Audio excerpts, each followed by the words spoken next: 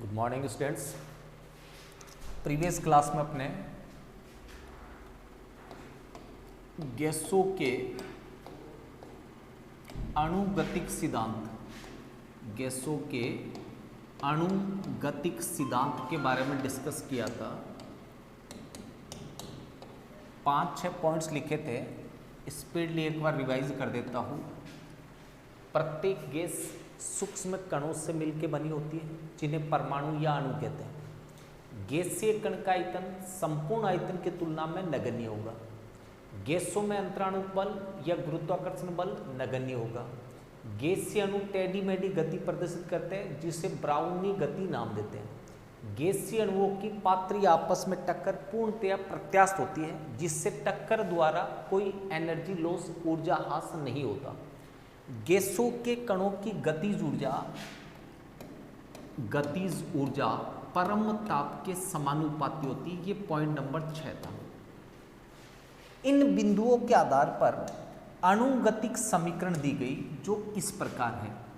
PV बराबर 1/3 mNu²। ये अणुगतिक समीकरण है, सॉल्व भी करके ला सकते हैं, पर डायरेक्ट याद नहीं है। PV बराबर 1/3 mNu²।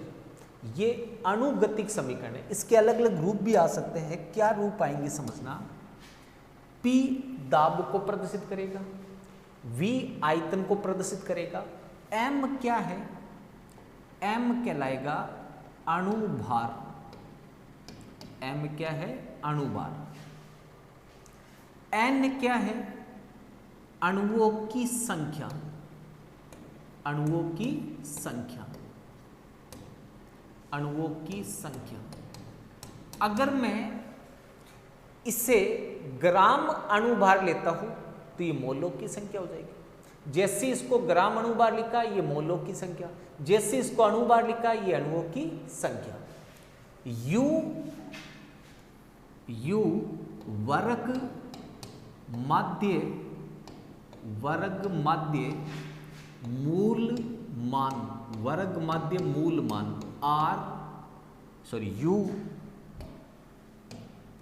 U RMS लिखा जाता है, रूट मीन स्क्वायर वेलोसिटी। वर्ग माध्य मूल वेग, वर्ग माध्य मूल वेग। क्या होता है वर्ग माध्य मूल वेग? यहां तो आपको सीधा याद रखना है कि U वर्ग माध्य मूल वेग है। इसको कैसे ज्ञात करते हैं वो समझना, पहले नाम समझना। वर्ग माध्य मूल वेग URMS। सिंपल वे में समझना, आपको करना नहीं है। मान लीजिए ये एक पात्र है, इसमें ये गैस के कण है। मान लीजिए 4 कण है, या अनंत तक ले सकता था मैं। इसका वेग है U1। इसका वेग कितना है, U1। इसका वेग है U2। इसका वेग है U3। इसका वेग है U4। अब इन कणों के लिए आपको वर्ग माध्य मूल वेग ज्ञात करना है। तो सबसे पहला काम क्या, वो समझना।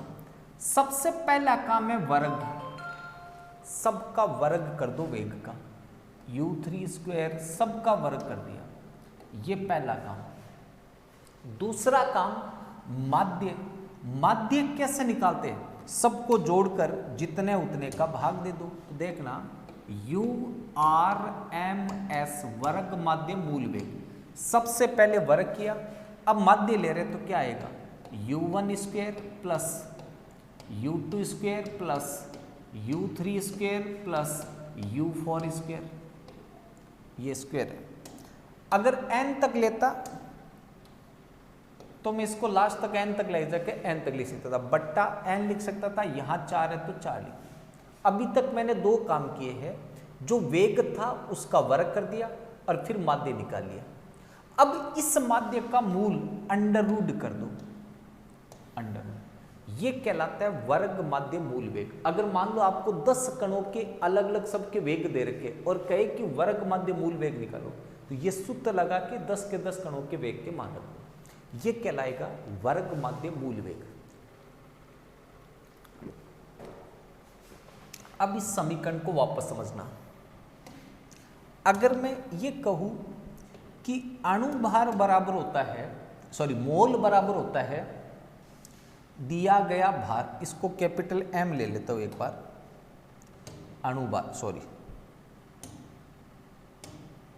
अणुभार को कैपिटल एम ले लेता हूं, कोई फर्क नहीं पड़ता, वो आप पे डिपेंड करता है आप कौन सा ले रहे हो, ठीक है।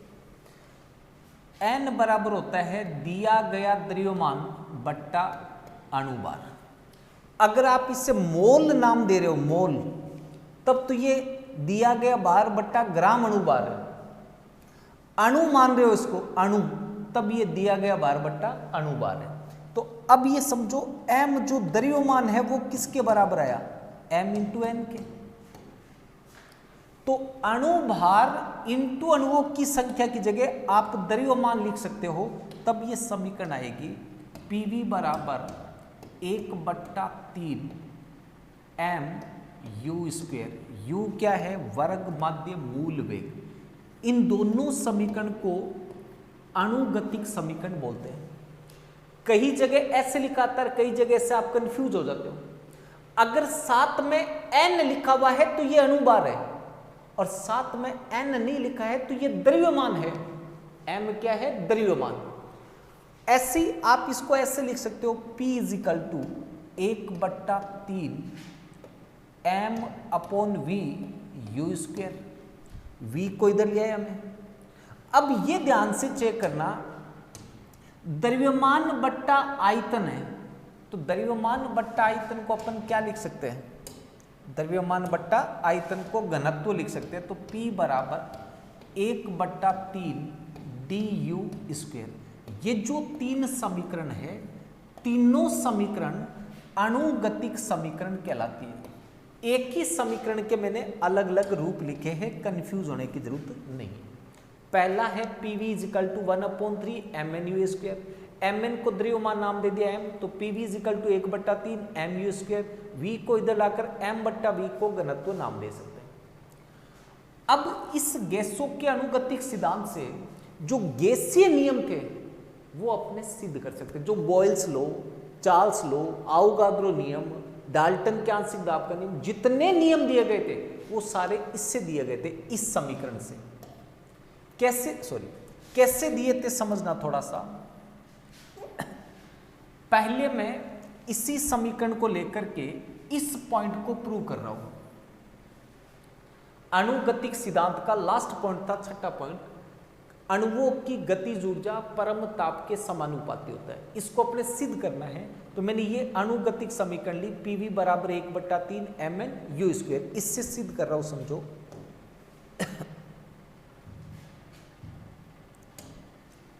अणुगतिक समीकरण से PV बराबर 1/3 mu स्क्वायर, समीकरण नंबर 1। अगर मैं समीकरण 1 को दोनों तरफ 2 से गुणा करूं तो कोई फर्क नहीं पड़ेगा। या ऐसे कहूं कि समीकरण के दाहिनी साइड को अंश व हर को 2 से गुणा कर दूं, मतलब 2 से गुणा और 2 से भाग कर दूं, एक ही बात है। तो इसको मैं ऐसे लिख सकता हूं, PV बराबर 1/2 गुणा 2/3, 2/3 पहले लिख देता हूं, 2/3 गुणा 1/2 mu स्क्वायर, समीकरण नंबर 2। 2 से गुणा किया, 2 से भाग किया, अंश हर को गुणा किया है, तो देखना ध्यान से, 2 से 2 कैंसिल, वापस यही आ गया, PV बराबर 1/3 mu स्क्वायर। इसका मतलब 2 से गुणा भाग करने पर कोई प्रभाव नहीं पड़ा। अब आप समझो गतिज ऊर्जा क्या होती है। गतिज ऊर्जा होती है 1/2 गुणा द्रव्यमान गुणा वेग, 1/2 गुणा द्रव्यमान गुणा वेग का स्क्वायर, यही तो होती है गतिज ऊर्जा। तो यही तो यहां पे आया है, देखो 1/2 गुणा द्रव्यमान गुणा वेग का स्क्वायर, कौन सा वेग है उससे मतलब नहीं है, 1/2 mu स्क्वायर। इसको अपने गतिज ऊर्जा मान ले तो पीवी बराबर क्या आएगा, 2/3 गुणा गतिज ऊर्जा, समीकरण नंबर 3। ध्यान से देखना, इसमें मैंने कुछ भी चेंज नहीं किया है, केवल मैंने 2 से गुणा और भाग किया, जिससे 2/3 अलग हो गया और ये गतिज ऊर्जा को प्रदर्शित करने लग गया। अब आप ये समझो, गैस समीकरण बार बार अपने लिख रहे थे और आप सबने गैस समीकरण को रट लिया। क्या समीकरण थी, 1 मोल के लिए पीवी बराबर एक मोल के लिए n की वैल्यू 1 लिख दो, 1 मोल के लिए पीवी बराबर था RT, ये आप जानते हो। 1 मोल गैस के लिए आदर्श गैस समीकरण या अवस्था समीकरण क्या होती है, पीवी बराबर RT। तो मैं यहां समझो इस पीवी की जगह RT लिख देता हूं, RT बराबर 2/3 इंटू KE, या KE बराबर KE बराबर 3/2 RT, समीकरण नंबर 5। अब इसको आप थोड़ा सा ध्यान से देखो, 3 एक नियत संख्या है, 2 एक नियत संख्या है, R गैस नियतांक है।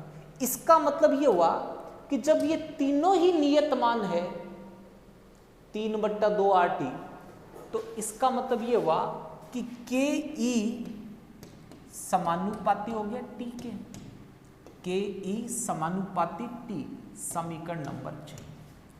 इतना ही सिद्ध करना था कि गतिज ऊर्जा परम ताप के समानुपाती होती है। ये गैसों की गतिज ऊर्जा परम ताप के समानुपाती होती है। इसको अपने अणुगतिक समीकरण से सिद्ध किए। ऐसे मुझे बॉयल्स नियम सिद्ध करना होता, आपको सिद्ध नहीं करना, आपकी बुक में नहीं है, केवल थोड़ा सा समझ लो। बॉयल्स नियम ध्यान से समझना, यहां तक तो मैं सेम लेता, यहां तक कोई चेंज नहीं करता, पीवी बराबर 2/3 इंटू के। समीकरण 1, 2, 3 तक कोई चेंज नहीं करना है। समीकरण 4 चेंज कर रहा हूं, समझना, के ई समानुपाती टी के, के ई समानुपाती टी के। तो मैंने समानुपाती स्थिरांक हटाकर एक नियतांक ले लिया के, समानुपाती चिन्ह हटाकर नियतांक क्या ले लिया, के।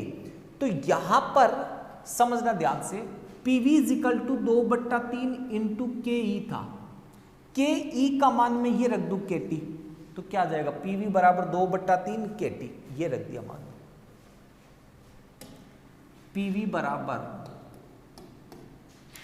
2/3 के टी, पीवी बराबर 2/3 के टी। अब बोल्स नियम क्या था वो समझो। स्थिर ताप पर, स्थिर ताप पर, स्थिर ताप पर V व्युत्क्रमानुपाती था P, ऐसे था, V व्युत्क्रमानुपाती P, या V को इधर लाए थे, PV बराबर था नियतांक, ये तो था बोल्स नियम, V व्युत्क्रमानुपाती P या PV बराबर नियतांक। दोनों फॉर्म में लिख सकता हूं मैं, देखो दोनों फॉर्म में कैसे लिख रहा हूं। V को इधर लाए तो PV, या सॉरी P को इधर लाया तो P equal to V equal to 2/3 into K into T upon P. अब इसमें नियत क्या क्या वो देखना, ये नियत, ये नियत, ये नियत, और T को नियत कर दिया आपने कि स्थिर ताप पर, तो T नियत। जब ये सारी चीजें नियत हुई तो V व्युत्क्रमानुपाती क्या आया, P के, V व्युत्क्रमानुपाती P, या यहीं से सीधा लिखना चाहे PV बराबर नियतांक तो यहां से लिख दो। देखो ये नियत है, ये नियत है, ये नियत है, इसको नियत कर दिया, इसका मतलब PV बराबर कांस्टेंट है, PV बराबर नियत। यही तो पहले पढ़ा था अपने, PV के मान में कभी कोई चेंज नहीं आता। इसी से अपने को चार्ल्स नियम सत्यापित करना होता, सेम। कौन सा नियम? चार्ल्स नियम। तो समझना, चार्ल्स नियम में टी स्थिर की जगह अपने क्या करते हैं? टी स्थिर की जगह क्या लेते हैं? दाब स्थिर हो, दाब स्थिर हो, पी स्थिर हो। तो जब पी स्थिर होगा, ये स्थिर है, ये स्थिर है, ये स्थिर है, अब टी स्थिर नहीं है। बोयल्स नियम के लिए टी स्थिर किया, चार्ल्स नियम के लिए पी स्थिर कर दिया, तो V समानुपाती आएगा टी के। ऐसी डाल्टन नियम शो कर सकते हैं, P बराबर P1 प्लस P2। P1 की वैल्यू अपन लिखेंगे N1 RT अपॉन V और P2 की लिखेंगे N2 RT अपॉन P। तो अपने इतना सोल्व नहीं करना है, आपको केवल ये काइनेटिक ऊर्जा वाले तक याद रखना है। सबसे पहले अणुगतिक सिद्धांत के अभिग्रहित याद करने आपको, 6 अभिग्रहित थे। फिर ये 3 अणुगतिक समीकरण के अलग अलग आपको रूप याद करने हैं, ठीक है। इसमें एक नया पद आया था, वर्ग माध्य मूल वेग। आपके सिलेबस में केवल वर्ग माध्य मूल वेग है, बट 3 तरह के वेग होते हैं, तीनों लिखवा देता हूं, समझना।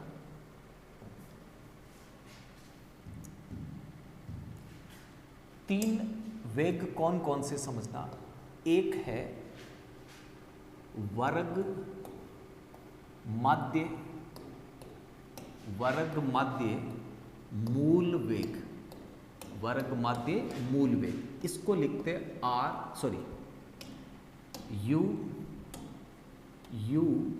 URMS से।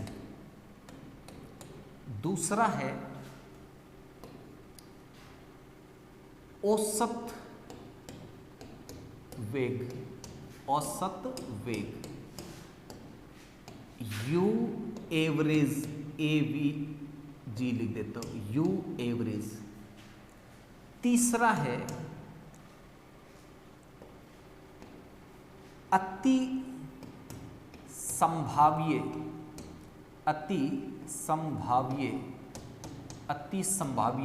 वेग, MP का मतलब मोस्ट प्रोबेबल वेलोसिटी। दोबारा देखो, वर्ग माध्य मूल वेग पहला, औसत वेग दूसरा, अति संभाव्य वेग मतलब अधिकतम अणुओं का वेग जो होगा वो अति संभाव्य होगा। जैसे 100 में से 90 अणुओं का वेग 10 है तो अति संभाव्य वेग 10 हो जाएगा। 100 में से 80 अणुओं का वेग 30 है तो अति संभाव्य वेग 30 हो जाएगा। मतलब अति संभाव्य का मतलब जो वेग अधिकतम अणुओं का हो। इनमें से वर्ग माध्य मूल वेग आपको पता है, आपको कौन सा पता है? वर्ग माध्य मूल वेग। अब कहोगे सर कैसे पता है, तो समझना,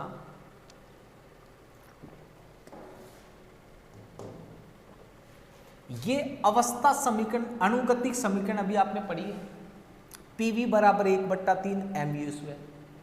इसी समीकरण से मैंने ये सिद्ध किया है, देख लो, यही तो सिद्ध किया है। समीकरण नंबर 4, चाहे समीकरण नंबर 3 ले लो, एक की बात है। समीकरण 3 भी ले सकते हैं, समीकरण 4 भी, वो आप पे डिपेंड करेगा कि आप PV के फॉर्म में लेना चाह रहे हो या RT। T दे रखा है तो RT के फॉर्म में, P दे रखा है तो PV के फॉर्म, दोनों में से किसी भी फॉर्म में आप ले सकते हो। तो इस समीकरण को ध्यान से देखो क्या है, चाहे ऊपर वाले को देख लो, चीज को, इसको देख लो। RT बराबर 2/3 इंटू KE, RT बराबर 2/3 इंटू के, नहीं ये गलत लिख दिया मैं, यहां था ऊपर, 1 मिनट, अवस्था समीकरण से लेना था, ये रहा, ये रहा। PV बराबर 1/3 mu²। PV बराबर RT होता है तो आप इसको ऐसे भी लिख सकते हो, RT बराबर 1/3 mu², दोनों में से किसी भी फॉर्म में लिखो। केवल ये समीकरण याद रखनी है, PV = 1/3 mu²। यहां U को नाम दिया वर्ग माध्य मूल वेग, इसका मतलब इसी समीकरण से ज्ञात कर लो। तो इस समीकरण से U किसके बराबर आएगा, देखो इस समीकरण से U² बराबर आएगा PV, ये 3 ऊपर चला जाएगा, 3 अपॉन में आ जाएगा M, सही है ना, अपॉन में M, स्क्वायर हटाओगे तो इधर रूट आ जाएगा और यहां से स्क्वायर हट जाएगा। इस समीकरण से डायरेक्ट आ गए u बराबर 3pv/m। pv बराबर होता है RT, तो pv की जगह आप RT भी ले सकते हो। तो सीधा अवस्था समीकरण से लिया इसको, क्या आया, वर्ग माध्य मूल वेग u RMS बराबर अंडर रूट 3 आया था क्या, एक देख लो, 3pv/m अंडर रूट 3pv/m, या इसी को ऐसे लिख सकते हो, अंडर रूट 3pv बराबर होता है RT, 3RT/m। ये तो है URMS। अब तीसरा समझना अति संभाव्य वाला, इसमें केवल इतना सा याद रखना है आपको, UMP अति संभाव्य वेग, ये एज इट इज लिख दो, एज इट इज, केवल 3 की जगह 2 कर दो और कुछ चेंज नहीं करना, RT/m। ये 3RT/m था, ये 2RT/m। इसमें वर्ग माध्य मूल वेग 3 है, अति संभाव्य में 2 लेना है और कोई चेंज नहीं करना। अब यहां देखो औसत, औसत का मतलब वैसे तो अलग है, आप यहां ये समझो कि इन दोनों का औसत आना चाहिए। तो इन दोनों औसत का मतलब इससे तो कम आना चाहिए, इससे ज्यादा आना चाहिए, क्योंकि ये वैल्यू कम है, 2 है, ये 3 थी। इससे कम और इससे ज्यादा, तो इसको मैं ऐसे लिख दूं, समझना ध्यान से, 8RT/m तो एज इट इज है, RT/m तो सबके साथ है, देखो RT/m, RT/m, RT/m, ये तो कॉमन है, इसको तो याद ही नहीं रखना है, ये तो आपकी समीकरण से आ गया, RT/m। पहले को याद नहीं रखना है, पहला तो आपकी गैस समीकरण से आ रहा है, अनुगतिक समीकरण से, 3RT/m। इसको याद रखना है, मोस्ट प्रोबेबिलिटी 2 पॉइंट है, 2RT। अब यहां दोनों के बीच का मान आना चाहिए, मतलब 3 से कम आना चाहिए, 2 से ज्यादा आना चाहिए। तो RTM तो एज इट इज 8/पाई कर दो, बस खत्म हो गया काम। 8/पाई का मतलब है अंडर रूट 8RT/3.14m। अब ऐसे सोचो, 8 में आप 3 का भाग लगाओगे, तो अगर यहां 9 होता तब तो 3 आ जाता, लेकिन ये 3 से कम आएगा। 8/3.14 3 से कम आएगा, लेकिन 2 से ज्यादा आएगा, तो इन दोनों के बीच में आ गया। तो ये फिक्स है, 3RT/m, 2RT/m। यहां 8/पाई करना, मतलब 8/3.14। इन तीनों का मैं अनुपात लेना चाहूं, सबसे कम वाला U मोस्ट प्रोबेबिलिटी, इससे ज्यादा एवरेज वाला हो गया U एवरेज, सबसे ज्यादा URMS हो गया। अब ऐसे समझो, इनमें RT/m अनुपात लूंगा तो RT/m तो सबके लिए कैंसिल हो जाएगा। अनुपात जब लेंगे तो सबके लिए, जैसे मान लो मैं ये बट्टा ये करूं, URMS बट्टा U एवरेज, तो RT/m से RT/m कैंसिल, केवल ये बचेगा 3/1/8, यानी कि 8√8/3। तो ये अब एक को एक मानना, आपके पास ये अनुपात आ रहा है, समझना, अंडर रूट 2 अनुपात अंडर रूट 8/3.14 अनुपात अंडर रूट 3, यही तो आ रहा है। इनमें सबसे छोटा नंबर कौन सा है, उससे डिवाइड कर दो इसको, जो सबसे छोटा नंबर है। तो मान लो इनको सबको मैं √2 से डिवाइड करूं, तो √2 से डिवाइड करें तो ये तो 1 हो जाएगा, जो सबसे कम था। तो इसको तो लिखना है 1। कौन सा है सबसे कम वाला, ये 2, 1। ये सबसे ज्यादा हो जाएगा 1.28, ये बीच में रहेगा 1.224। ये तीनों वैल्यू आपको डायरेक्ट याद रखनी है। क्यों रखनी है, कि मान लीजिए आपको U एवरेज दिया तो UMP ज्ञात कर सकते हो। कैसे ज्ञात करोगे? जितना आपको यू एवरेज दे रखा है, इसका अनुपात का मतलब क्या वो समझो। ऐसी तो वह अनुपात का मतलब यू एम पी अनुपात यू एवरेज अनुपात यू आर एम एस, ये दे रखा है 1.224 1.28। अगर आपको इन दोनों का अनुपात लेना है तो इन दोनों का अनुपात आप ऐसे तो लोगे यू एवरेज बट्टा यू एम पी बराबर इसकी वैल्यू बट्टा इसकी वैल्यू 1.224। अब ये आपको दिया हुआ है तो आप ये ज्ञात कर लोगे। मान लीजिए कहा कि यू एम पी का मान 2 है, इसका मान ज्ञात करो तो 2 को गुणा कर लो। या मान लो आपको यू एवरेज दे रखा है तो यू एम पी ज्ञात कर लोगे। मान लो ये आपको दे रखा है 2.448, तो इसको इधर ले जाओ, इसको इधर ले जाओ। ऐसे इन दोनों में ले सकते थे ऐसे यू आर एम एस बट्टा यू मोस्ट प्रोबेबिलिटी बराबर 1.28, या इन दोनों में संबंध ले सकते थे यू आर एम एस बट्टा यू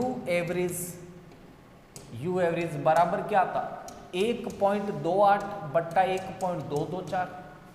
दोनों में से एक वैल्यू दी होगी, दूसरी ज्ञात करनी। तो ये समीकरण आपको अच्छे से याद रखने कि अनुपात क्या आएगा, अनुपात कितना कितना था, वैल्यू क्या क्या थी, तीनों चीजें याद रखनी है। ये तो आपके समीकरण से आ जाएगी 3RT/m। इसमें एम पी 2 वर्ड है तो 2RT/m, ये बीच का रखना है, 8/पाई याद रखना है। 8/पाई से आगे की वैल्यू अपने आप आपको याद हो जाए। टाइम क्या हो गया? अभी टाइम है। अब नेक्स्ट समझना, ये तो अपने अनुगतिक समीकरण की बात कर ली। अब ये पूछे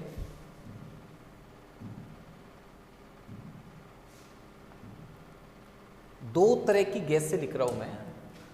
एक तो मैंने लिखा आदर्श गैस, आदर्श गैस। एक मैंने लिखा वास्तविक गैस, वास्तविक गैस, रियल गैस जिसको बोलते हैं। ये आइडियल गैस, ये रियल गैस। आदर्श गैस एक काल्पनिक गैस है, रियल में ऐसी कोई गैस नहीं होती। रियल में तो क्या होती है? वास्तविक गैस। रियल में कौन सी होती है? वास्तविक गैस।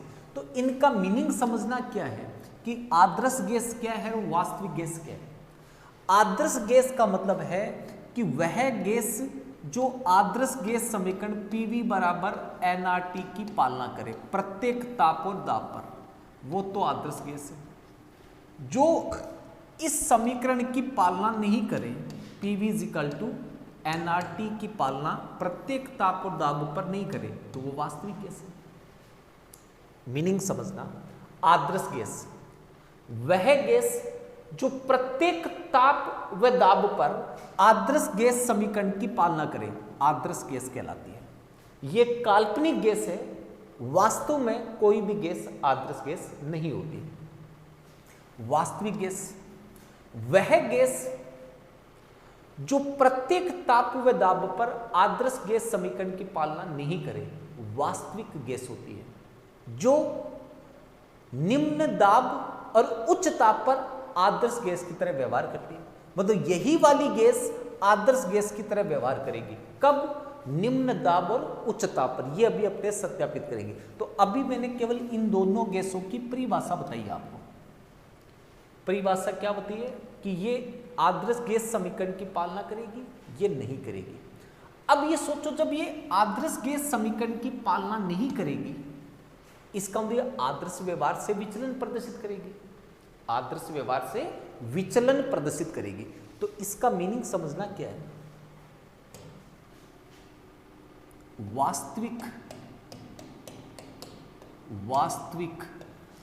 गैसों का आदर्श व्यवहार से विचलन, आदर्श व्यवहार से विचलन। ये पॉइंट कल अपने को पूरा डिस्कस करना है। कल आती अपने को क्या पढ़ना है वास्तविक गैसों का आदर्श व्यवहार से विचलन कैसे होता है, क्यों होता है। पहले तो ये पढ़ना है कि विचलन क्या है, फिर ये पढ़ना है कि विचलन क्यों हुआ, जिसमें अपने दो रीजन पढ़ेंगे। जो अणुगतिक सिद्धांत की कमियां थी, अणुगतिक सिद्धांत के सेकंड पॉइंट में कहा था कि गैसीय अणु का आयतन नगण्य होता है, और कल अपने प्रूव करेंगे कि गैसीय अणु का आयतन हमेशा नगण्य नहीं होता। अणुगतिक सिद्धांत का तीसरा पॉइंट था कि गैसों में अंतरा अणुक बल नगण्य होता है, वो हर एक स्थिति में नगण्य नहीं होता। वो दोनों चीजें अपने कल करेंगे, तो कल इस टॉपिक पे अपने डिस्कस करेंगे। आज के लिए इतना काफी है। Thank you, have a nice day, God bless you.